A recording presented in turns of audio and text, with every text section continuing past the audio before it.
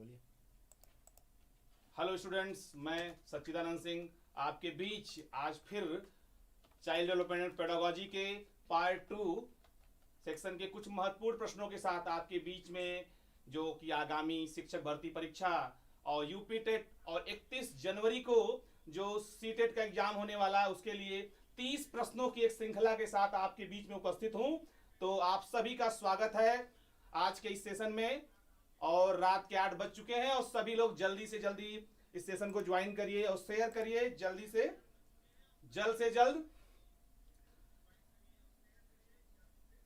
जल्दी से स्क्रीन पर आपके सामने पहला प्रश्न आने वाला है। जल्द से जल्द और से ज्यादा लोग जुड़ जाइए।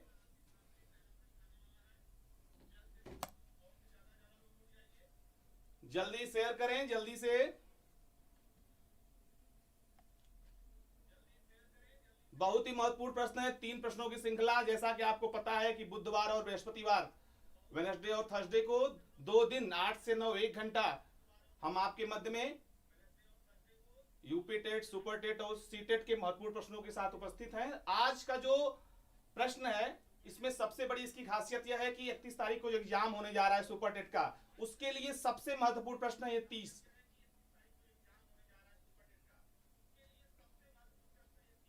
जल्दी से आप लोग जुड़िए। अब हम आपके सामने पहले प्रश्न को लेकर हैं। पहला प्रश्न है, यहां पे पूछा गया है जेंडर। आप देखेंगे इसमें इंग्लिश वर्जन पहले है, उसके नीचे हिंदी वर्जन है। आप इसको देखेंगे, जेंडर शब्द पूछा गया है कि जेंडर क्या है। Gender is a oblique an क्या है? एक आर्थिक अवधारणा है, एक जैविक निर्धारक है, एक मनोवैज्ञानिक सत्ता है, एक सामाजिक संरचना है।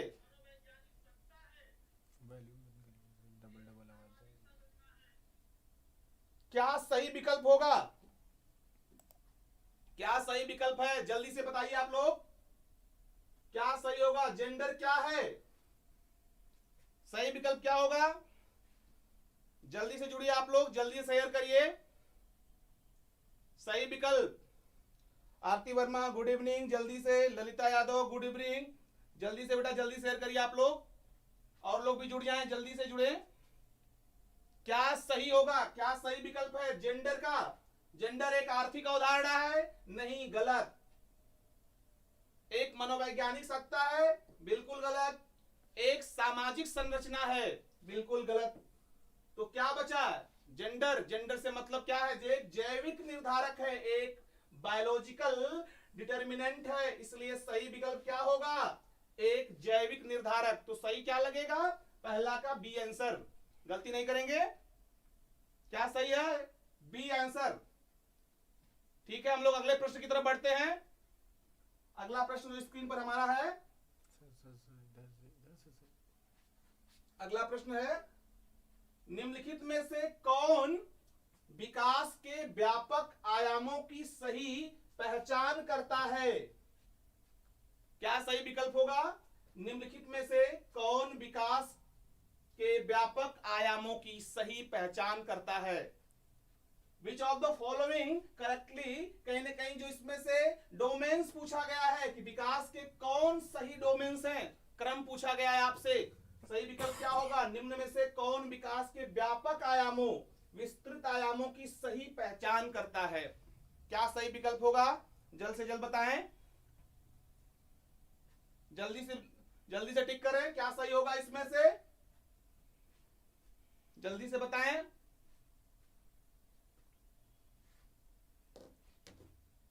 क्या सही विकल्प होने वाला इसमें? पहला सामाजिक, शारीरिक और व्यक्तित्व एवं, यहां पे एक मिस हो गया, स्व बोला गया, सेल्फ वर्ड लिखा है, यहां पे मिसप्रिंट हो गया है। सामाजिक, शारीरिक, व्यक्तित्व एवं स्व। क्या ये सही है? नहीं सही है। क्या सही होगा? सही विकल्प क्या होगा? जल्दी से बताएं। शारीरिक, संज्ञानात्मक, सामाजिक और संवेगात्मक, या संवेगात्मक, बौद्धिक, आध्यात्मिक एवं स्व, यहां पे कामा है, इमोशनल, इंटेलेक्चुअल। आध्यात्मिक को मोरल कहेंगे, कहीं ना कहीं आप देखेंगे मोरल से नहीं, इंटेलेक्चुअल वर्ड है, स्पिरिचुअल वर्ड यूज होगा आध्यात्मिक के लिए, और स्व, सेल्फ। और डी ऑप्शन है शारीरिक, व्यक्तित्व आध्यात्मिक एवं संवेगात्मक। यहां पे पूछा गया है निम्नलिखित में से कौन सा विकास के व्यापक आयामों की सही पहचान करता है? शारीरिक, सामाजिक, व्यक्तित्व एवं स्व, ये गलत विकल्प है। संवेगात्मक, बौद्धिक, आध्यात्मिक एवं स्व, ये भी गलत विकल्प है। शारीरिक, व्यक्तित्व, आध्यात्मिक एवं संवेगात्मक, यह भी गलत विकल्प है। सही विकल्प क्या बचा? फिजिकल, कॉग्निटिव डेवलपमेंट या मेंटल डेवलपमेंट, सोशल और संवेगात्मक। व्यक्तित्व के सभी आयामों की बात की जाती है, इसलिए व्यक्तित्व के पक्षों की बात की जा रही है। यहां पे ध्यान देंगे, ये सीटेट का प्रश्न है, आया हुआ है, पूर्व के परीक्षाओं में पूछा गया प्रश्न है, इसलिए सही विकल्प क्या होगा? बी आंसर सही करेंगे। तो बी आंसर सही है। कितने लोगों का बी आंसर सही है? जल्दी से बताएं, जल्द से जल्द। तो दूसरा आंसर आपका सही है। अगले प्रश्न की तरफ बढ़ते हैं, क्वेश्चन नंबर 3। यहां पर देखें, बुद्धि के बारे में निम्नलिखित कथनों में से कौन सा कथन सही है? बुद्धि के बारे में निम्नलिखित में से कौन से, इस कथनों में से कौन सा कथन सही है? क्या सही जवाब होगा आप बताएं।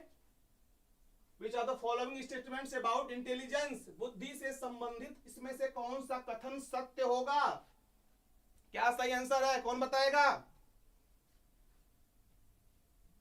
पहला विकल्प है बुद्धि बहुआयामी है, जिसमें बुद्धि परीक्षणों के द्वारा पूर्ण रूप से परिमेय कही जाने वाली कई योग्यताएं शामिल होती हैं। या बुद्धि अभिसारी रूप से सोचने की योग्यता है।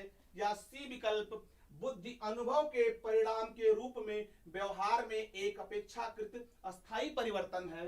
या बुद्धि एक आनुवंशिक विशेषता है, जिसमें मानसिक गतिविधियां क्या होता है, जैसे स्मरण एवं तर्क शक्ति शामिल होती है। फिर से एक बार प्रश्न को देख लीजिए, क्या सही विकल्प है? बिल्कुल सही विकल्प क्या है बताएं।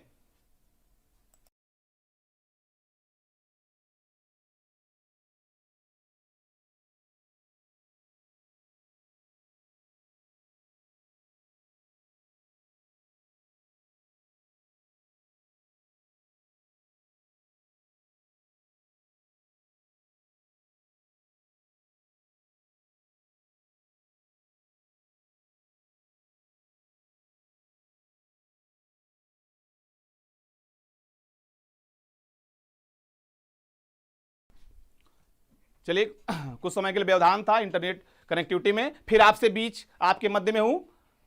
एक बार फिर से, बुद्धि के बारे में निम्न में से कथनों में से कौन सा सही है? बुद्धि बहुआयामी है, जिसमें बुद्धि परीक्षणों के द्वारा पूर्ण रूप से परिमेय कही जाने वाली कई योग्यताएं शामिल हैं।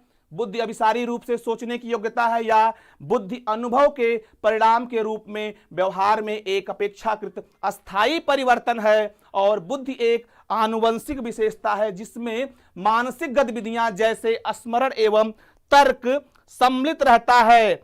यहां पर सही विकल्प क्या होगा? बिल्कुल बताएं, क्या सही होगा? मयंक मिश्रा बिल्कुल सही बताएं, क्या सही है? सही विकल्प क्या होगा? बुद्धि अनुभव के परिणाम के स्वरूप व्यवहार में एक अपेक्षाकृत अस्थायी परिवर्तन है। बुद्धि कहीं न कहीं आप देखते हैं कि बुद्धि के द्वारा हम जो अनुभव गेन करते हैं वह हमारे व्यवहार में एक अस्थायी परिवर्तन करता है। इसलिए सही विकल्प सी होगा। और भी विकल्प इसमें सही है, सबसे ज्यादा प्रायिकता जिस विकल्प की है वह है सी विकल्प। बुद्धि अनुभव के द्वारा कहीं न कहीं परिणाम के रूप में व्यवहार में, यह भी सही बात है, बुद्धि अभिसारी रूप से भी चिंतन करने की योग्यता होती है, लेकिन अनुभव के यहां पूछा है कौन सा सही है, तो यहां पे सही विकल्प क्या होगा? सी आंसर सही करते हैं इसमें, सी आंसर। नीतू जी बिल्कुल सही बात है, सी आंसर आपका सही है। जल्दी से और लोगों को जोड़िए, इसमें शेयर करिए। हाँ विनय पाठक, सी आंसर सही है। अगले प्रश्न की तरफ चलते हैं।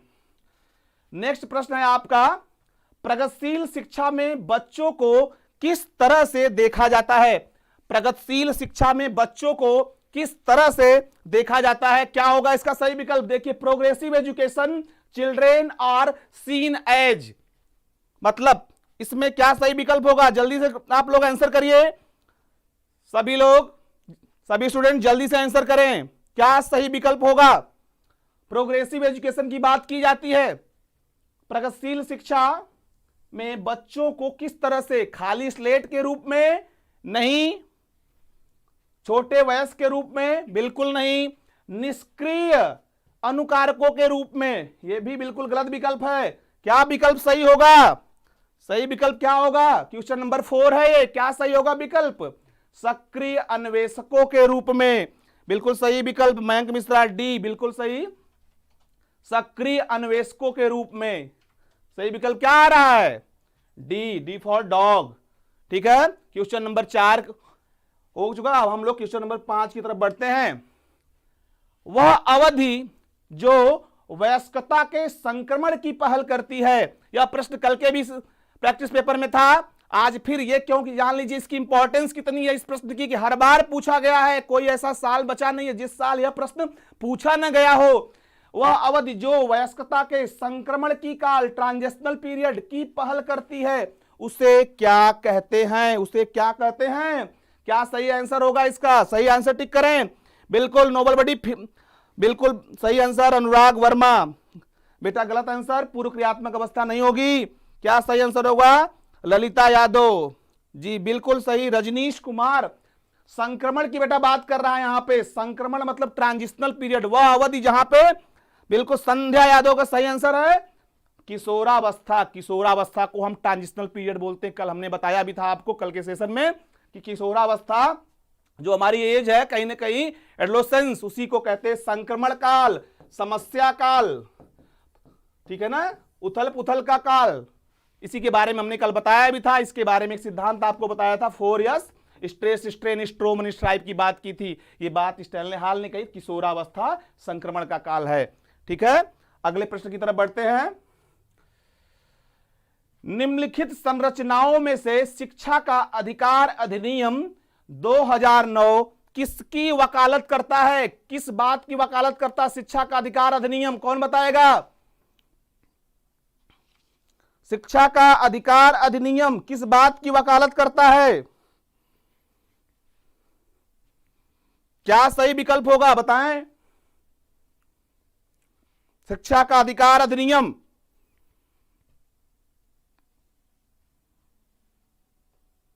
फिर से आंसर करें। दीक्षा तिवारी, सी बिल्कुल सही। निम्नलिखित संरचनाओं में which of the following construct does right to education, RTE की बात की जाती है। शिक्षा का अधिकार अधिनियम 2009 लागू कब हुआ था? 1 अप्रैल 2010 को लागू हुआ था। यह किस बात के लिए बल देता है? यह 6 से 14 वर्ष तक के बच्चों को फ्री और कंपलसरी एजुकेशन देने की बात करता है, अनिवार्य एवं निःशुल्क शिक्षा देने की भी बात करता है। इस बात को टिक कर लीजिएगा। इसलिए ये क्या करता है? मुख्य धारा शिक्षण, ठीक है, मेन स्ट्रीमिंग में शिक्षा देने की बात, एकीकृत शिक्षा, ठीक है, इंटीग्रेट करने की बात करता है, या समावेशी शिक्षा। तो कहीं ना कहीं यहां पर सही विकल्प है समावेशी शिक्षा। बिल्कुल तनुजी श्वेता वर्मा, बिल्कुल सही विकल्प आप है समावेशी शिक्षा। समावेशी शिक्षा का कार्य करता है ये। समावेशी शिक्षा का क्या मतलब है? इंक्लूसिव एजुकेशन कहते हैं समावेशी शिक्षा। समावेशी शिक्षा में हम सामान्य बालक और विशेष बालक दोनों बच्चों को एक साथ एक क्लासरूम में शिक्षा देने का कार्य करते हैं। ऐसी व्यवस्था को हम क्या कहते हैं? समावेशन। और ऐसी शिक्षा पद्धति को हम क्या कहते हैं? समावेशी शिक्षा। समावेशी शिक्षा क्या है? एक सामान्य शिक्षा की वैकल्पिक व्यवस्था है। एक को हम पूरक शिक्षा भी कहते हैं। इसको कहीं ना कहीं समावेशी शिक्षा एकीकरण के सिद्धांत पर आधारित है। किस सिद्धांत पर आधारित है? एकीकरण के सिद्धांत पर। और कहीं ना कहीं इसका काम ही है मुख्य धारा में लाना, समावेश करना या मुख्य धारा में लाना समाज का वह वर्ग या वह बच्चा जो मुख्य धारा से दूर है, वो कहीं ना कहीं राइट आपको आरटीई 2009 देता। आप गलती नहीं करेंगे। तो सही विकल्प क्या होगा? किसकी वकालत करता है? समावेशी शिक्षा की बात करता है, एकीकरण की बात करता है। इसलिए कहीं ना कहीं आप इस चीज को देखेंगे, समावेशी शिक्षा। बिल्कुल सही आंसर। प्रिंसा वर्मा नमस्कार, ठीक है।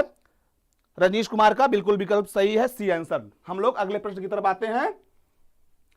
यह विचारधारा की सभी बच्चों को एक नियमित व्यवस्था में हम विद्यालय में समान शिक्षा प्राप्त करने का अधिकार है। यह किस व्यवस्था का विचार है या किस व्यवस्था का यह दर्शन है? The philosophy that all children have a right to get equal education in a regular school system. ये इसमें multicultural education, inclusion, main streaming या स्पेशल एजुकेशन, क्या सही विकल्प होगा, कौन बताएगा? इस यह विचारधारा की सभी बच्चों को एक नियमित विद्यालय व्यवस्था में समान शिक्षण प्राप्त करने का अधिकार हो। क्या सही होना चाहिए इसमें? आंसर करिए, आंसर करिए जल्दी से।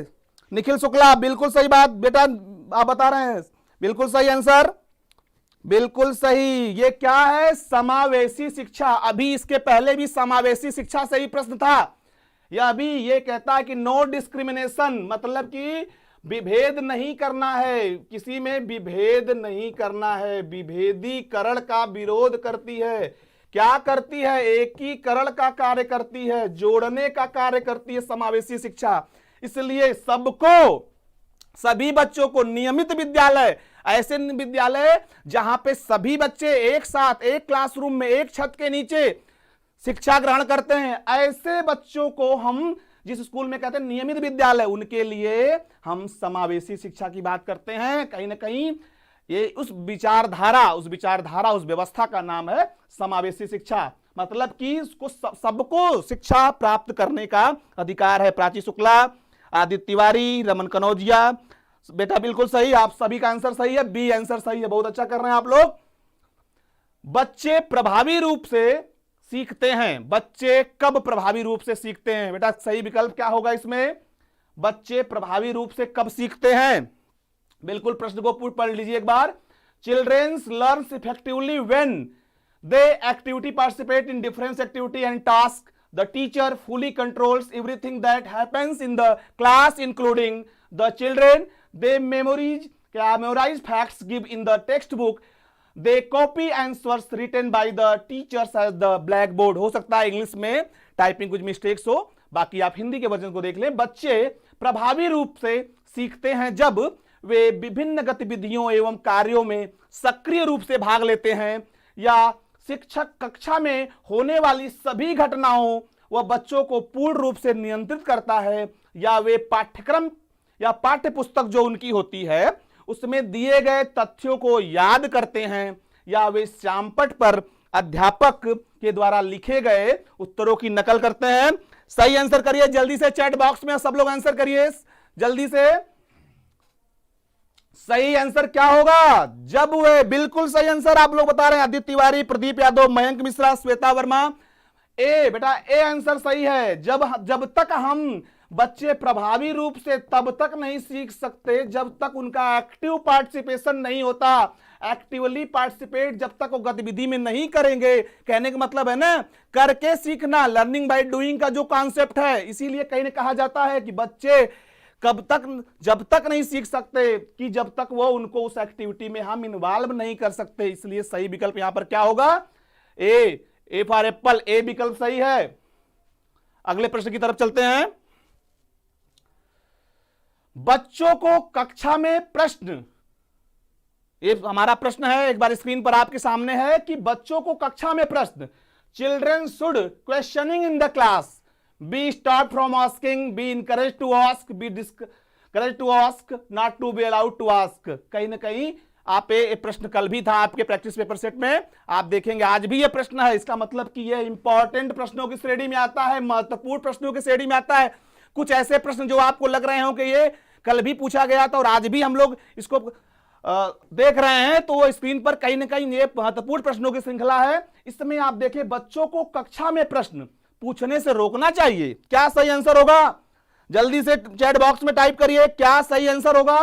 पूछने से रोकना चाहिए नहीं, पूछने के लिए प्रेरित करना चाहिए। बिल्कुल सही विकल्प है बी फॉर ब्लैक, पूछने के लिए प्रेरित करना चाहिए, हतोत्साहित भी नहीं करना चाहिए, अनुमति भी नहीं देना चाहिए। कहने का मतलब बच्चों को आपको जिज्ञासु, क्योंकि बच्चा जिज्ञासु होता है, उसके अंदर बहुत सारी क्यूरियोसिटी होती है, वो अपनी बात को टीचर के सामने रखना चाहता है। उसके कहीं ना कहीं अगर आप उनको प्रश्न पूछने से रोक देंगे तो उनको कहीं ना कहीं प्रतिभा को दबा देते। इसलिए हमको पूछने के लिए उनको प्रेरित करना चाहिए। सही आंसर क्या होगा? B answer.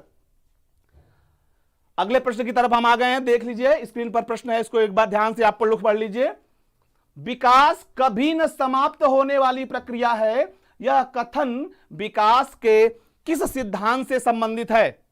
विकास कभी न समाप्त होने वाली प्रक्रिया है। यह कथन विकास के किस सिद्धांत से संबंधित है? सही आंसर करिए, सही आंसर करिए। क्या सही होगा इसका आंसर? गलत जवाब या सही? सही, बिल्कुल। Development is a never ending process. The statement is related to which principle to development? Principle of integration, principle of interaction, principle of continuity, principle of inter relations. इसमें से क्या सही है चारों में से? सही आंसर श्वेता वर्मा, दीक्षा तिवारी, आदित्य तिवारी, श्वेता वर्मा, प्रदीप यादव। सही आंसर बेटा क्या होगा? ये सभी कुछ कहीं ना कहीं सब कुछ विकास के सिद्धांत हैं कहीं ना कहीं, लेकिन कहीं ना आप देखते हैं कि विकास कभी न समाप्त होने वाली प्रक्रिया है। इसका मतलब कि ये निरंतरता वर्ड है। प्रिंसिपल ऑफ कंटिन्यूटी की बात हो, ये निस्तारता नहीं है, निरंतरता का सिद्धांत। तो निरंतरता का सिद्धांत मतलब कि प्रिंसिपल ऑफ कंटिन्यूटी। तो सही विकल्प क्या होगा? सही विकल्प क्या है बेटा? सी विकल्प सही है। मतलब कि सी विकल्प सही है कि विकास क्या है? विकास सतत चलने वाली प्रक्रिया है जो कहीं ना कहीं जीवन पर्यंत चलती रहती है, इसलिए इसको कहा जाता है कि विकास कभी न समाप्त होने वाली प्रक्रिया है। इसलिए इसका सही विकल्प क्या होगा? निरंतरता का सिद्धांत। अगले प्रश्न की तरफ चलते हैं। यह प्रश्न कल भी था आपके प्रश्नों की सीरीज में। आपके 2 से 3 प्रश्न रिपीटेड प्रश्न है, वह महत्वपूर्ण प्रश्न है, इसलिए ये आज भी आपको मिल रहे हैं। जो कहीं ना कहीं इसको आप समझ लीजिए कि इस बार इनकी सबसे ज्यादा प्रायिकता है 31 जनवरी सीटेट के एग्जाम में आने की। इसलिए इस प्रश्नों को डबल टिक कर लीजिएगा अपने नोटबुक पे, या इसको आप कहीं ना कहीं इंपॉर्टेंट की श्रेणी में रखेंगे। अभिप्रेरणा के मूल प्रवृत्ति सिद्धांत के प्रतिपादक है, ये इंस्टिंक्ट थ्योरी है, मिसप्रिंट है। अभिप्रेरणा सी वर्ड है यहां पर। अभिप्रेरणा के मूल प्रवृत्ति सिद्धांत, जल्दी से शेयर करिए, लाइक करिए आप लोग। अभिप्रेरणा के मूल प्रवृत्ति सिद्धांत के प्रतिपादक, मूल प्रवृत्ति हम कल भी बताए थे आपको। मूल प्रवृत्तियां क्या होती हैं? मूल प्रवृत्ति 14 होती है मैकडूगल के अनुसार। तो इसके प्रतिपादक कौन है? क्या सही विकल्प होगा? मैकडूगल। अंशुमान सिंह, बिल्कुल सही बेटा जवाब आपका।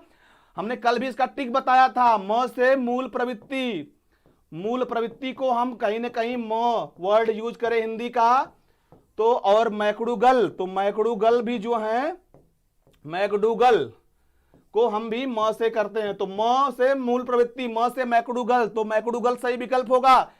मूल प्रवृत्ति कितनी होती हैं? 14 मूल प्रवृत्तियां होती हैं, और मैकडूगल ने बताया है कि 14 मूल प्रवृत्तियों के आधार पर 14 संवेग होते हैं। तो संवेगों की संख्या कितनी होती है? 14।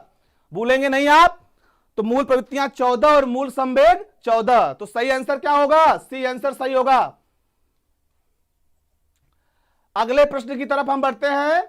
अगला प्रश्न थोड़ा सा जरूर इसमें आप गलती करेंगे, मुझे पता है इस बात का। बहुत ध्यान से इस प्रश्न का आंसर दीजिएगा। यह पिछले बार यूपी टेट 2018 में आया हुआ प्रश्न है। सही आंसर करेंगे इसका। विकास की किस अवस्था को कॉल तथा ब्रूस ने संवेगात्मक विकास का अनोखा काल कहा है? विच of the following stage of development is called a unique stage of emotional development of call and Bruce? मुझे पता है क्या इसमें आंसर होने वाला है। आपको इसमें 2 आंसर सही लग रहे होंगे, लेकिन ध्यान से आंसर करिएगा, इसलिए मैं संकेत कर रहा हूं। बहुत सारे क्वेश्चन पेपर, बहुत सारे बुक्स में इसका गलत आंसर दिया हुआ, इसलिए इसको बिल्कुल सही आंसर, इवन की जो प्रैक्टिस पेपर है यूट्यूब पे इसका, उसमें भी गलत आंसर दिया हुआ। इसलिए इसको विकास की किस अवस्था को काल तथा ब्रूस ने संवेगात्मक विकास का अनोखा काल कहा है। सही आंसर करिए। क्या सही आंसर होने वाला बेटा? जल्दी बताएं आप लोग। विच of the following stage of development is called a unique stage of emotional development bye call and Bruce? 2 मनोवैज्ञानिक हैं। सही आंसर क्या होने वाला है? या वंदना पांडे का बिल्कुल सही जवाब है आंसर। बहुत सारे बच्चे इसमें कंफ्यूज हैं, बहुत सारे बच्चे। बेटा संवेगात्मक विकास की बात होती है, जब संवेगात्मक विकास है तो किशोरावस्था तो बिल्कुल नहीं होगा, आप इसको निकाल दीजिए। प्रौढ़ व्यवस्था बिल्कुल नहीं होगा। आप प्रश्न को हल करते समय ये एक टेक्निक समझ लीजिए कि पहले वो आंसर ट्रिक करिए जो नहीं होगा, क्या नहीं हो सकता है, इसकी प्रायिकता आप देखा करिए। तो किशोरावस्था देखिए, संवेगात्मक विकास, अगर संवेगात्मक विकास की बात करें वह 2 अवस्थाओं में सबसे ज्यादा रिलेट है। सबसे एक व्यवस्था शैशवावस्था और दूसरी बाल्यावस्था। किशोरावस्था में संवेगात्मक विकास जैसी कोई बात नहीं है, इसलिए किशोरावस्था को हम क्रॉस करते हैं, प्रौढ़ व्यवस्था को क्रॉस करते हैं। तो कहीं ना कहीं आप देखिए इसमें सही विकल्प ए सही है। क्या सही विकल्प है? ए। बाल्यावस्था को संवेगात्मक विकास का अनोखा काल कहा गया है, जबकि शैशवावस्था को मूल प्रवृत्तात्मक काल कहा था, मूल प्रवृत्तियों पर आधारित व्यवहार कहा जाता है। बाल्यावस्था जो कहीं ना कहीं हमारा चाइल्डहुड है, उसी को कॉल एवं ब्रुस ने संवेगात्मक विकास का अनोखा काल कहा। यह कॉन्सेप्ट सही है, इसलिए सही विकल्प होगा ए विकल्प सही है। आपको मैं मान रहा हूं कहीं कहीं शैशवावस्था भी दिया हुआ है जो कि गलत है। सही आंसर क्या है? बाल्यावस्था। कॉल एवं ब्रूस का ने विकास संवेगात्मक विकास को विकास का अनोखा काल कहा है। अगले प्रश्न की तरफ चलते हैं। किसने, ये इंटेलिजेंस का प्रश्न है, किसने बहुविमात्मक प्रज्ञा वर्ड को यूज किया? प्रज्ञा को हम क्या कहते हैं? प्रज्ञा को हम बुद्धि कहते हैं, बुद्धि, इंटेलिजेंस हिंदी में आप समझ लीजिए। सही आंसर करिए इसका Shweta Verma, Anurag Verma. Who gave the concept of multiple intelligence? किसका सिद्धांत है ये? कौन बताएगा? बहुबुद्धि या बहुविमात्मक? Who gave the concept of multiple intelligence? MI theory, multiple intelligence theory के प्रतिपादक कौन है? क्या सही आंसर होगा? सही आंसर करिए। साक्षी वर्मा का सही आंसर है, स्वाक्षी का भी सही है, बिल्कुल सही। स्पीयरमैन नहीं, स्पीयरमैन बुद्धि से जुड़े नहीं है, गोलमैन भी नहीं है। क्या सही विकल्प होगा? Harvard gardener. सही विकल्प क्या है? हार्वर्ड गार्डेनर इनका पूरा नाम है। तो बुद्धि के बहुविमात्मक सिद्धांत की बात करते हैं। कौन बात करता है? H gardener. इंग्लिश में अगर कहेंगे तो एच गार्डेनर नाम पड़ेगा, हार्वर्ड गार्डेनर। तो सही विकल्प है गार्डेनर। तो सी है सर, सी फॉर कैट सही विकल्प है सी। बिल्कुल नहीं रमन कनौजिया बेटा, ये सही नहीं है, सही विकल्प है गार्डेनर। अगला प्रश्न है, डिसलेक्सिया में यह करने में कठिनाई होती है। Dyslexia is difficulty. कौन सी डिफिकल्टी है? डिसलेक्सिया है डिफिकल्टी। क्या है डिफिकल्टी का नाम? व्यक्त करने में, अपनी बात को सामने पहुंचाने में या एक्सप्रेस करने में वह क्षमता है। पढ़ने या वर्तनी, रीडिंग, स्पेलिंग, बोलने में, खड़े होने में। सही आंसर करिए, सही आंसर बताइए। Reading and spelling, Sneha Srivastava right answer. क्या है राइट आंसर? रीडिंग, कहीं ना कहीं रीडिंग और स्पेलिंग या राइटिंग को हम कहते हैं पढ़ने और वर्तनी में। डिसलेक्सिया, डिसलेक्सिया एक आपने मूवी देखी थी तारे जमीन पर, उसमें कहीं ना कहीं जो बच्चा छोटा होता है उसको कौन से रोग से ग्रसित होता है? यही डिसलेक्सिया। कहीं ना कहीं उसी कहते हैं पढ़ने और लिखने की अक्षमता। यह कहीं ना कहीं जो अक्षमताएं कहते हैं इसको, वो इस अक्षमता में इसका नाम आता है पढ़ने और लिखने। वर्तनी जो स्पेलिंग को हम कहीं ना कहीं कहते हैं पढ़ने और लिखने की अक्षमता। तो डिसलेक्सिया बहुत ही महत्वपूर्ण प्रश्न है। कल भी यह प्रश्न आपके सामने था स्क्रीन पर, इसलिए इसको डबल टिक करेंगे, इंपॉर्टेंट प्रश्नों की श्रेणी में रखेंगे। ठीक है, अब गलती नहीं करेंगे। अगले प्रश्न की तरफ चलते हैं। कक्षा में छात्रों को प्रश्न पूछने के लिए क्या करना चाहिए? यह प्रश्न हमको लगता है फिर से रिपीट हो गया। कक्षा में छात्रों को प्रश्न पूछने के लिए बिल्कुल बताइए क्या सही आंसर होगा। फिर से आपके सामने है यह प्रश्न। कक्षा में छात्रों को प्रश्न पूछने के लिए बिल्कुल एक बार में जवाब दीजिए, एक बार में आंसर करिए। इस प्रश्न का आंसर करिए। ए आंसर, ए आंसर सही है। क्या आंसर सही है? प्रेरित करना चाहिए, बिल्कुल सही विकल्प है। Should be encouraged. बाकी विकल्पों को देखने की जरूरत ही नहीं है हमको, इसलिए हम इसको सही हतोत्साहित, अनुमति नहीं, रोकना की बात ही नहीं, इसलिए हमको इस आंसर से मतलब नहीं। हम सीधा आंसर करेंगे ए फॉर एप्पल। तो प्रेरित करना चाहिए मतलब कि कक्षा में छात्रों को प्रश्न पूछने के लिए। कहीं ना कहीं सीटेट में पेडागोजी के प्रश्न है, इसी श्रृंखला के अंतर्गत आपको सारे प्रश्न मिलेंगे। तो इसमें पेडागोजी के प्रश्नों में ऐसे प्रश्न आने की संभावना सबसे ज्यादा होती है जिसमें कहीं ना कहीं आपका कॉन्सेप्ट का उपयोग करना आपको, तो आप इसमें आगे आते हैं। बच्चे की बुद्धि, अगले प्रश्न की तरफ है, देखेंगे। बच्चे की बुद्धि मुख्यतः संबंधित है, किससे संबंधित है? बच्चे की बुद्धि, growth of a child is mainly related to. क्या टर्म है जिससे बच्चे की बुद्धि संबंधित है? सही आंसर करिए। या इसमें वृद्धि वर्ड उपयोग किया गया है, ठीक है ना, रिलेटेड टू ग्रोथ। बच्चे की वृद्धि जो है वह मुख्यतः किससे संबंधित रहती है? वृद्धि कहां देखती, वृद्धि को क्या कहते हैं? ग्रोथ और डेवलपमेंट में क्या अंतर है? इस बात को देखिए। कहीं ना कहीं ग्रोथ जो होती है वो डेवलपमेंट का ही पार्ट होती है, उसी में सम्मिलित होती है। ग्रोथ एक समय के बाद रुक जाती है। ग्रोथ को हम क्या कर सकते हैं, देख सकते हैं, माप सकते हैं, तौल सकते हैं। जैसे व्यक्ति की लंबाई, ऊंचाई, कद काठी को हम माप मेजर कर सकते हैं, वेट कर सकते हैं। इसलिए बच्चे की वृद्धि में मुख्यतः क्या सम्मिलित है? क्या सही विकल्प करेंगे आप? क्या सही आंसर होगा? बिल्कुल बेटा सही विकल्प है। आरती वर्मा, आदित्य तिवारी, अंशुमान सिंह, सबका सही आंसर क्या होगा? शारीरिक विकास। हम जिस ऐसा ग्रोथ या ऐसा विकास जिसको देख पाए, ऐसे विकास को हम क्या कहते हैं?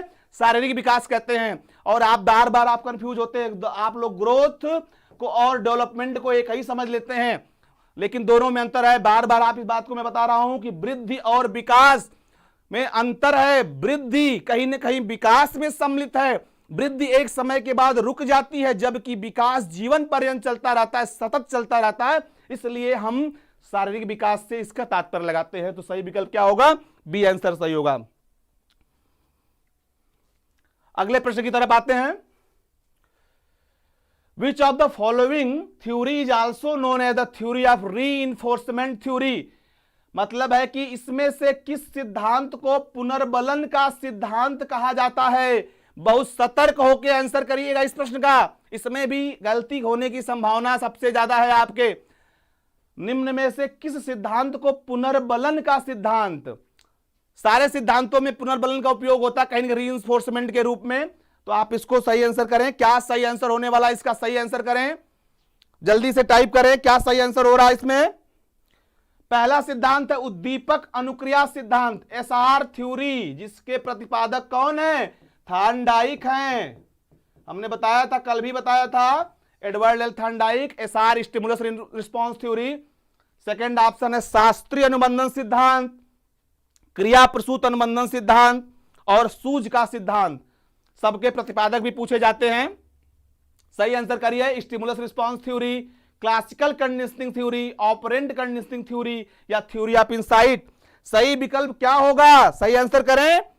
सही, अभी तक सही आंसर नहीं आ रहा बेटा, बिल्कुल एक बार आप लोग फिर से सही आंसर करें।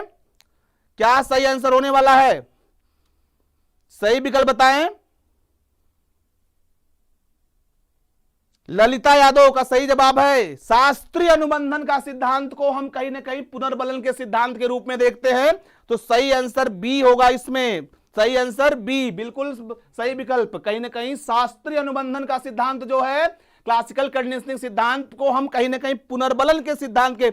अनुराग वर्मा, शिखा मिश्रा, रजनीश कुमार का सही आंसर बी बेटा। तो सही आंसर, ये प्रश्न कंफ्यूजन क्रिएट करता है, इसमें कहीं ना कहीं विवाद भी हो सकता है, लेकिन सही आंसर आप इसको सही अगर पढ़ेंगे तो इसमें सही आंसर होगा शास्त्रीय अनुबंधन का सिद्धांत। अगर कहीं कोई विवाद है तो उसके बारे में हम लोग फिर बात करेंगे, लेकिन यहां पर जो प्रश्न है आंसर के अकॉर्डिंग सही आंसर होगा शास्त्रीय अनुबंधन का सिद्धांत। तो निम्न में से किस सिद्धांत को पुनर्बलन का सिद्धांत कहा जाता है? ठीक है ना। तो क्लासिकल कहीं हमारे जो एक तरीके से सही आंसर क्या होगा इसमें? सही आंसर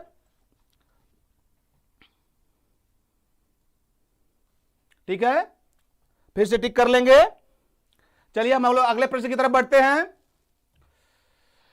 निम्न में से क्या समावेशी कक्षा में शिक्षक की भूमिका नहीं है? निम्न में से क्या समावेशी शिक्षा में शिक्षक की भूमिका नहीं है? क्या सही आंसर होगा? निम्न में से क्या समावेशी कक्षा में शिक्षक की भूमिका नहीं है? क्या सही आंसर होने वाला इसमें? शिक्षक को निःशक्त बच्चों पर ध्यान नहीं देना चाहिए या बच्चे की आवश्यकता के अनुरूप बैठने की पर्याप्त व्यवस्था करनी चाहिए या शिक्षक को सीखने में अक्षम को अतिरिक्त समय देना चाहिए या शिक्षक को बच्चे को हतोत्साहित करना चाहिए? सही आंसर क्या होगा आप बताएं। सही आंसर इसमें से करिए। Which of the following is not of the role of teachers in inclusive classroom? समावेशी जो क्लासरूम्स है उसमें शिक्षक का क्या भूमिका होती है आप बताएं। क्या आंसर करेंगे इसमें? क्या पूछा इसमें? आप इस बात का ध्यान, क्या नहीं है पूछा गया है आपसे, क्या नहीं सही विकल्प है इसमें से? कहने का मतलब है कि 3 इसमें सही विकल्प हैं, क्या नहीं है? सही आंसर ए होगा, बिल्कुल राइट आंसर। मतलब कि बच्चे को उसके अनुरूप बैठने की व्यवस्था भी करनी चाहिए, शिक्षक को सीखने में अक्षम के अतिरिक्त समय देना चाहिए, शिक्षक को बच्चों को हतोत्साहित भी करना चाहिए। ये तीनों कहीं ना प्रोत्साहित करना चाहिए, न कि हतोत्साहित करना चाहिए। सही विकल्प क्या होगा? ए विकल्प सही होगा। मतलब कि शिक्षक को निःशक्त बच्चों पर ध्यान कहीं ना कहीं यह है कि नहीं देना चाहिए, देना चाहिए। इसलिए सही विकल्प क्या होगा? ये विकल्प गलत है, इसलिए ए विकल्प को हम क्या मानेंगे? सही आंसर मानेंगे। ठीक है ना। अगले प्रश्न की तरफ चलते हैं। यदि शिक्षक कक्षा में एक छात्र को समस्यात्मक बालक के रूप में पाता है तो उसे क्या करना चाहिए? यह शिक्षण पेडागोजी का प्रश्न है, सीटेट का महत्वपूर्ण प्रश्न है। यदि शिक्षक को कक्षा में एक छात्र उसको समस्यात्मक बालक के रूप में मिलता है तो उसको क्या करना चाहिए? सही आंसर करिए। If a teacher finds a problematic child in the class what should he does? क्या करेंगे? इग्नोर कर देंगे, पनिश कर देंगे, send the child book to home immediately, या provide counselling to the child? क्या करेंगे? बच्चे को बताइए, सही आंसर करिए। क्या आंसर सही होगा? सही आंसर बेटा स्नेहा श्रीवास्तव का आंसर सही है। सही आंसर होगा डी, बिल्कुल सही बेटा, डी आंसर। प्रिंसी का भी सही है, वंदना पांडे, आदित्य तिवारी। यदि शिक्षक कक्षा में एक छात्र को प्रॉब्लमेटिक चाइल्ड के रूप में पाता है तो उसको नजरअंदाज नहीं, दंड भी नहीं, तत्काल घर वापस क्या करना चाहिए? उसको काउंसलिंग करनी चाहिए, उसको परामर्श देना चाहिए, उसको सलाह देनी चाहिए। इसलिए सही आंसर हमारा होगा बिल्कुल डी विकल्प सही हमारा, डी फॉर डॉग। तो डी विकल्प पे टिक करेंगे। ठीक है। अब हमारे सामने एक और प्रश्न है, आप देखिए इसको।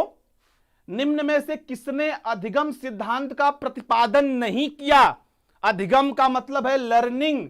लर्निंग को पूछा जा रहा है कि लर्निंग के से संबंधित कौन सा मनोवैज्ञानिक नहीं है? लर्निंग को हम सीखना भी कहते हैं, अधिगम भी कहते हैं। तो अधिगम से जुड़ा हुआ इसमें से कौन सा मनोवैज्ञानिक नहीं है? इसमें से बाकी ऐसे 3 मनोवैज्ञानिक होंगे जिन्होंने अधिगम का सिद्धांत दिया होगा। एक मनोवैज्ञानिक है जिसने अधिगम का सिद्धांत नहीं दिया है, उसका नाम पूछ रहा है आपसे, उस मनोवैज्ञानिक का नाम पूछ रहा है। सही बताइए, चैट बॉक्स में आप लोग कमेंट करिए क्या होगा, सब बताइए क्या होगा। बिल्कुल स्किनर ने दिया है, स्किनर ने दिया है, कोहलर ने सूज का सिद्धांत दिया है, स्किनर ने क्रिया प्रसूत अनुबंधन दिया है, थॉर्नडाइक ने एसार सिद्धांत दिया है, तो ब्लूम ने नहीं दिया है। ब्लूम ने भी सिद्धांत दिया है, टेक्सोनॉमी का सिद्धांत दिया है, लेकिन अधिगम से संबंधित नहीं है। इसलिए सही विकल्प क्या होगा? ब्लूम। ब्लूम अधिगम से संबंधित नहीं है, बाकी तीनों मनोवैज्ञानिक अधिगम से संबंधित हैं। ठीक है ना। इसमें 2 मनोवैज्ञानिक संबंधवादी हैं, एक मनोवैज्ञानिक संज्ञानवादी है जो कहीं ना कहीं गेस्टाल्टवाद से विचार थे। इसलिए आप इस बात को देखते हैं कहीं ना कहीं कि कोहलर जो है गेस्टाल्टवादी मनोवैज्ञानिक है, इस वजह से हम सही विकल्प करेंगे डी आंसर हमारा सही, ब्लूम। राइट आंसर क्या होगा? डी। अगले प्रश्न की तरफ चलते हैं। एक बार स्क्रीन पे आपके सामने प्रश्न है, अच्छे से पढ़ लीजिए प्रश्न को। पाठ्य सहगामी क्रियाएं मुख्यतः, पाठ्य सहगामी क्रियाएं मुख्यतः संबंधित हैं जो करिकुलर एक्टिविटीज होती हैं, जो अपने सिलेबस के अतिरिक्त की जो एक्टिविटीज होती हैं, इज मोस्टली रिलेटेड टू। इसका क्या मतलब है? यह पेडागोजी का प्रश्न है, सीटेट में आया हुआ प्रश्न है। आप बताइए, पाठ्य सहगामी क्रियाएं मुख्यतः संबंधित हैं छात्रों के सर्वांगीण विकास से, छात्रों के सर्वांगीण विकास से, ऑलराउंड डेवलपमेंट ऑफ स्टूडेंट्स, शैक्षिक संस्थाओं के विकास से, development of educational institutions, mental development of the students, या छात्रों के वृत्तिक विकास से। क्या सही आंसर करेंगे इसका? क्या सही विकल्प होगा? बोलिए, क्या आंसर करिए। आदित्य तिवारी, ब्रजेश मौर्य, बिल्कुल छात्रों के सर्वांगीण विकास से। इसका मतलब ही होता है कि जो बच्चे की प्रतिभाएं, जो कहीं ना कहीं बच्चे की जो इनर एबिलिटीज जो उसके व्यक्तित्व में छिपी हुई हैं, वो कहीं ना कहीं अपने पाठ्यक्रम के अतिरिक्त पाठचर्या में जो सम्मिलित उसके एक्टिविटीज है, उसको कहीं ना कहीं बालक का सर्वांगीण विकास, ऑल ओवर डेवलपमेंट करने से मतलब है, उसके विकास करने से मतलब। इसलिए सही विकल्प क्या होगा? ए फॉर एप्पल, ए विकल्प सही होगा। छात्रों के सर्वांगीण विकास से मतलब कि पाठ्य सहगामी प्रक्रियाएं क्या करती हैं? छात्रों का सर्वांगीण विकास करती हैं। कक्षा में जो वो शिक्षण करता है या कक्षा में जो कहीं ना कहीं वो अपने सिलेबस के अकॉर्डिंग जो पढ़ाई करता है, उसके अतिरिक्त इसका सबसे बड़ा रोल होता है बच्चे के व्यक्तित्व के विकास में। इसलिए हम सर्वांगीण विकास की बात करेंगे। अगले प्रश्न की तरफ हम आते हैं। स्क्रीन पर हमारा अगला प्रश्न है, निम्न में से कौन सा अधिगम का वक्र नहीं है? पूछा गया है ये लर्निंग कर्व, अधिगम वक्र। आप अधिगम के चैप्टर को पढ़ेंगे तो उसमें अधिगम वक्र आता है, निम्नलिखित में से अधिगम का वक्र नहीं है, ये पूछा गया है। आप बताएंगे क्या सही विकल्प होगा इसमें, क्या सही आंसर है? सही आंसर करिए, अधिगम का वक्र नहीं होगा। क्या आंसर है? एक बार पूरे प्रश्न को फिर से पढ़िए। यस, कहीं ना कहीं अधिगम का वक्र क्या होगा? कॉम्बिनेशन टाइप, मिश्रित टाइप, कॉनकेव, कॉन्वेक्स, लैंगिट्यूडिनल, लंबवत। सही आंसर डी आंसर। लंबवत वक्र नहीं होता, वक्र मिश्रित होता है, नतोदर होता है, उन्नतोदर होता है, कॉन्वेक्स, कॉनकेव, कॉम्बिनेशन टाइप के मिश्रित वक्र, लेकिन लंबवत वक्र जैसी कोई संरचना नहीं होती है। अधिगम वक्र, अधिगम वक्र का मतलब क्या होता है? एक तरीके से जो वक्र है, यह वक्र की बात कर रहे हैं, या कह लिया जाए तो यह वक्र है हमारा, ये एक तरीके से कॉनकेव, कॉन्वेक्स और मिश्रित वक्र की बात कर रहे हैं। तो ये वक्र, ये ये कहीं ना कहीं वक्र के प्रकार हो गए जिसके बारे में बात की गई। 1 2 3 वक्र, एस टाइप वक्र भी कहते हैं मिश्रित टाइप वक्र को। लेकिन आप इस बात को देखिए कि ये कहीं ना कहीं इससे क्या की जाता है, लर्निंग या अधिगम वक्र का मतलब क्या होता है? अधिगम वक्र से हम अधिगम की मात्रा को इंगित करते हैं, मतलब कि सीखने की मात्रा को हम अधिगम वक्र से मापते हैं। इसलिए आप देखेंगे कि कॉनकेव, कॉन्वेक्स और मिश्रित वक्र ये तीनों अधिगम वक्र के श्रेणी में आते हैं। तो सही विकल्प क्या होगा? डी विकल्प। डी विकल्प मतलब शिखा मिश्रा, डी विकल्प सही है। लंबवत वक्र अधिगम वक्र नहीं है। कॉन्सेप्ट क्लियर हो गया आपका? ये तीनों वक्रों की संरचना दिमाग में बैठा लेंगे तो कभी गलत नहीं करेंगे, ठीक है ना? अगले प्रश्न की तरफ आते हैं। Meaning of the instigation of education. हो सकता है इंग्लिश में कुछ वर्ड मिस्टेक्स हो, उसको आप सुधार लेंगे। इसमें पूछा गया है कि शिक्षा में अवरोधन का तात्पर्य क्या है? अवरोधन, अवरोधन वर्ड यूज किया गया। अवरोध करना, रुकावट का तात्पर्य है। अवरोधन को हम रुकावट भी कहते हैं, कहीं ना कहीं रोकना भी कहते हैं। तो शिक्षा में अवरोधन वर्ड का क्या तात्पर्य है बताइए, सही आंसर करिए। 2 वर्ड सामने आते हैं, एक होता अपव्यय, एक अवरोधन। तो अवरोधन शब्द का क्या तात्पर्य है बोलिए? बालक का विद्यालय न जाना, बालक का विद्यालय में प्रवेश न लेना, या किसी बालक का 1 वर्ष से अधिक समय तक एक ही कक्षा में रहना, या बालक द्वारा विद्यालय छोड़ देना। इसमें से अवरोधन वर्ड, हेलो जल्दी से टाइप करिए। निधि तिवारी, ब्रजेश, अनुरागी, शिवम शर्मा, क्या सही विकल्प होगा बेटा? जल्दी बताइए, बहुत ही महत्वपूर्ण प्रश्न है ये, आगामी शिक्षक भर्ती परीक्षा के लिए और शिक्षक पात्रता परीक्षा दोनों के लिए। शिक्षा में अवरोधन का तात्पर्य क्या सही विकल्प होगा? जल्दी करें। या सही विकल्प है सी विकल्प। किसी बालक का 1 वर्ष से अधिक समय तक एक ही कक्षा में रहना, रोक देना, किसी कारण से अगर वो एक ही कक्षा में देर तक रुक रहा है, उस प्रक्रिया को कहते हैं अवरोधन। तो सही विकल्प होगा सी। और कहीं ना कहीं अगर वो बीच में अपनी पढ़ाई को छोड़ देता है तो उसको अपव्यय कहते हैं। इसलिए अवरोधन वर्ड में किसी बालक का 1 वर्ष से अधिक समय तक एक ही कक्षा में रुकना, उसको कहते हैं अवरोधन। सही आंसर होगा सी, सी विकल्प सही होगा। सी आंसर जितने भी बच्चे, जितेंद्र गौतम, अदिति तिवारी, सब लोगों का सही आंसर है। अब यहां पर एक बहुत ही महत्वपूर्ण प्रश्न, और कहीं ना कहीं विवादास्पद प्रश्न भी कहते हैं इसको। बार बार यह प्रश्न आपके सामने आएगा, इसके भी कई आंसर मिलते हैं, लेकिन आपको अपने सही आंसर का इसमें टाइप करना है। मानव विकास का प्रारंभ होता है, पूछा गया है कि ह्यूमन डेवलपमेंट, ये वर्ड मिसप्रिंट है, ह्यूमन डेवलपमेंट स्टार्ट्स फ्रॉम, मतलब यहां पे ह्यूमन वर्ड है, HUMAN, मानव विकास के बारे में पूछा गया है कि मानव विकास का प्रारंभ कब होता है। कौन बताना चाहेगा इसको? सही आंसर करिए।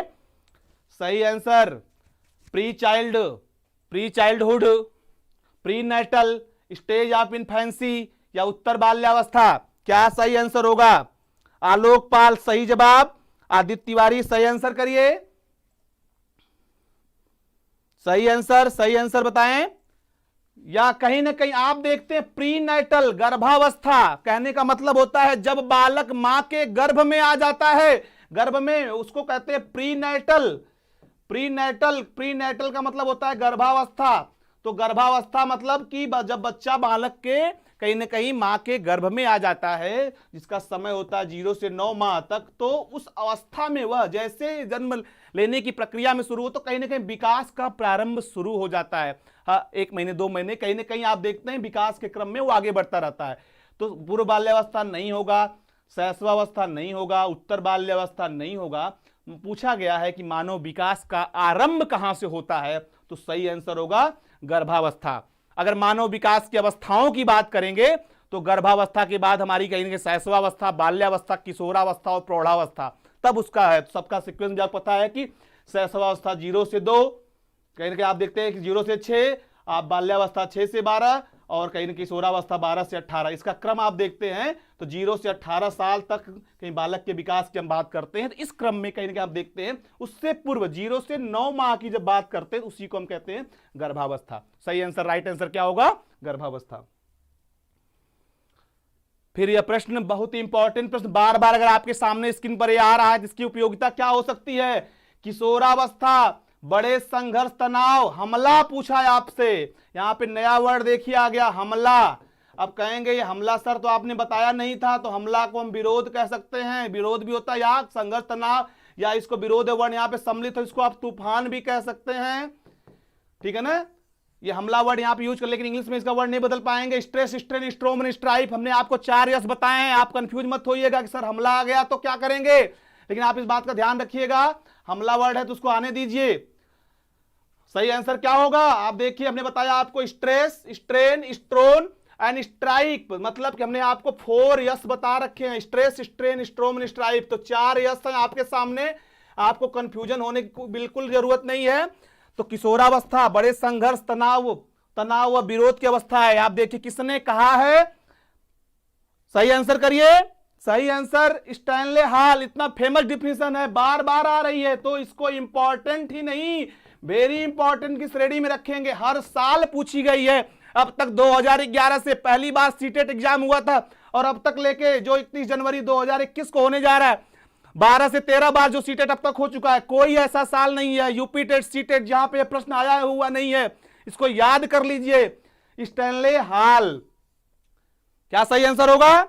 ए, किशोरावस्था बड़े संघर्ष, तनाव, तूफान और विरोध की अवस्था है। और स्टैनले हॉल की एक पुस्तक है, उस कल भी उसके बात को बताया था हमने, पुस्तक का क्या नाम है? टाइप करिए मैडम चैट बॉक्स में। स्टैनले हॉल की पुस्तक का नाम ही है एडोलेसेंस, ठीक है ना। तो सही आंसर क्या होगा? ए, स्टैनले हॉल।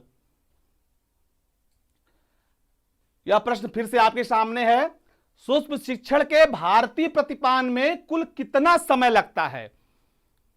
सूक्ष्म शिक्षण के भारतीय प्रतिमान में कुल कितना समय लगता है? सही आंसर माइक्रो टीचिंग कहा जाता है सूक्ष्म शिक्षण को, माइक्रो टीचिंग। सही आंसर करिए। माइक्रो टीचिंग के भारतीय प्रतिमान में पूछ रहा है।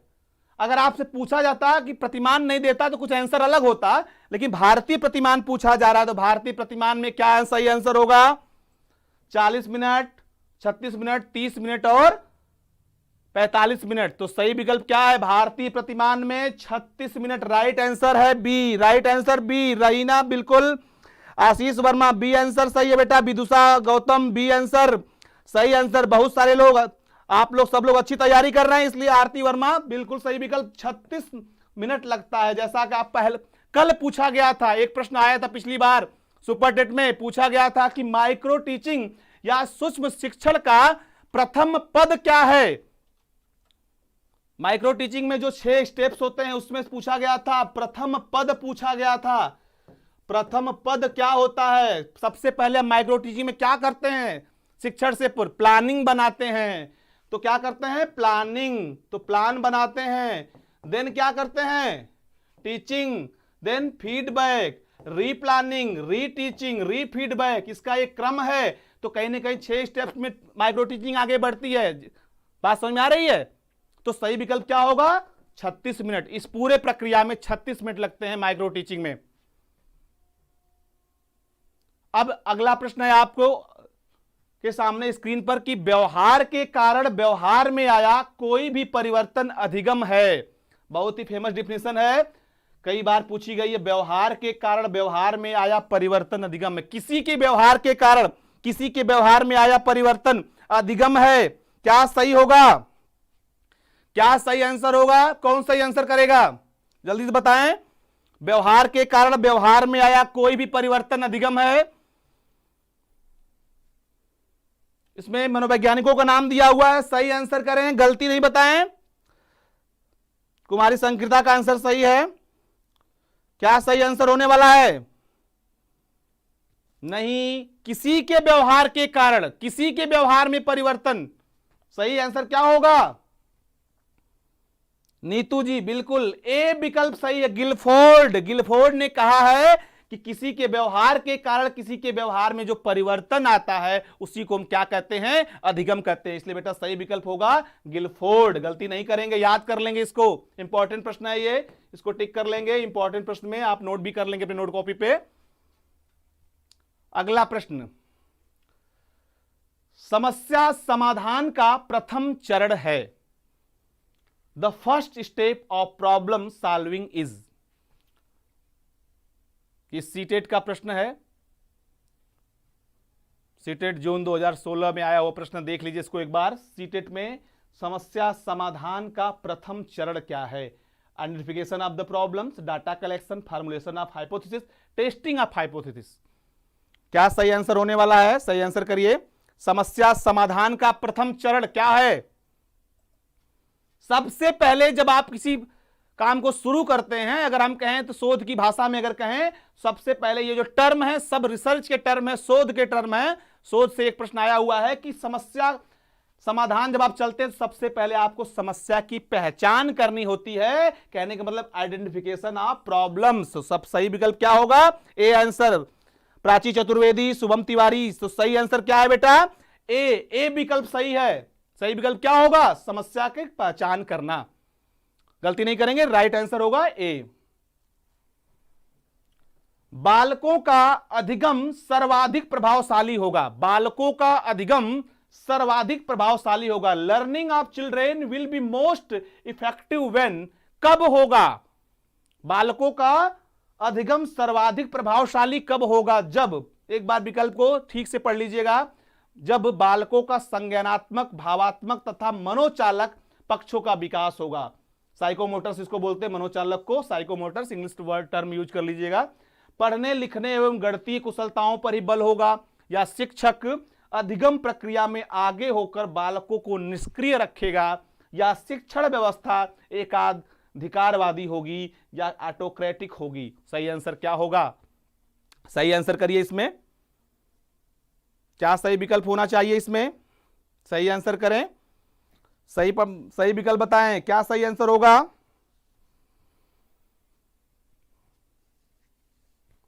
सही आंसर ए, बालकों का संज्ञानात्मक, भावात्मक तथा मनोचालात्मक पक्षों का विकास होगा। मतलब जब अधिगम सभी पक्षों को सम्मिलित करेगा, कॉग्निटिव कहीं ना कहीं इफेक्ट जो उसका भावात्मक पक्ष है और मनोचालक, तब वह जाके ज्यादा विकास करेगा। कहीं ना कहीं पढ़ने लिखने गणितीय पर बल होगा नहीं, शिक्षक अधिगम प्रक्रिया में आगे होकर नहीं, शिक्षण व्यवस्था एकाधिकारवादी होगी नहीं। तो ऐसे प्रश्न, ये पेडागोजी का प्रश्न है, इसमें सबसे इंपॉर्टेंट जो है कि सही आंसर क्या होगा? बालकों का संज्ञानात्मक, भावात्मक तथा मनोचालक। इसलिए कॉग्निटिव को हम कहीं ना कहीं संज्ञान वर्ड को हम बुद्धि से भी जोड़ते हैं, संज्ञानवाद, आप इफेक्टिवनेस की बात करते हैं, और साइकोमोटर, ये तीन जो डोमेन्स हैं इसकी बात करेंगे तो वहां पर हम क्या करेंगे? इसमें अधिगम सर्वाधिक प्रभावशाली। तो सही विकल्प होगा ए आंसर सही होगा।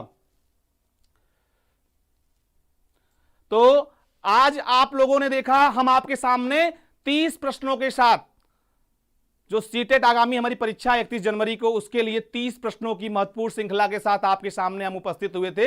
यह सेशन बहुत इंपॉर्टेंट है। हम लोग अगले सप्ताह बुधवार को ठीक 8 बजे फिर इसी श्रृंखला के तीसरे प्रैक्टिस पेपर के साथ, तीसरे प्रैक्टिस सेट के साथ आपके सामने उपस्थित होंगे। तब तक के लिए आप लोग ज्यादा से ज्यादा हमारे चैनल एग्जाम बडी को शेयर करिए, लाइक करिए, सब्सक्राइब करिए, और आप इस वीडियो को ज्यादा ज्यादा लोग तो शेयर करिए। जो भी कमेंट है आप चैट बॉक्स में करिए। तब तक के लिए सभी को नमस्कार, बहुत बहुत धन्यवाद, गुड नाइट।